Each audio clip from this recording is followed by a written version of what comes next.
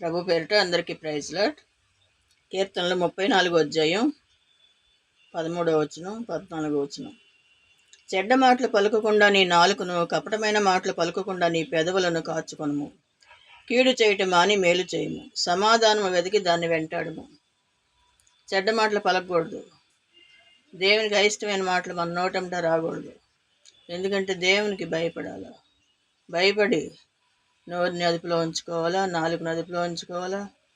మనం ఒక మాట మాట్లాడామంటే ఎదుటి వాళ్ళు సంతోషించేలాగా ఉండాలి, అంతేగాని బాధపడేలాగా ఉండకూడదు. నాలుకను కాచుకోమని చెప్తున్నాడు దేవుడు. అలాగే మేలు చేయాలి. కీడు చేయటం అని మేలు చేయి. కీడు చేయొద్దు, మేలు చేయి. ఒకవేళ మేలు చేయడం నీకు ఇష్టం లేదా, కామ్గా ఉండు, అంతేగాని కీడు మట్టుకు ఎదుటి వాళ్ళకి చేయకూడదు. సమాధానం వెంటాడమంటున్నాడు దేవుడు. సమాధానం కలిగి జీవించాలి. ఎదుటి వారిని కూడా సమాధానం కలిగి జీవించేలా ఉంచాలి.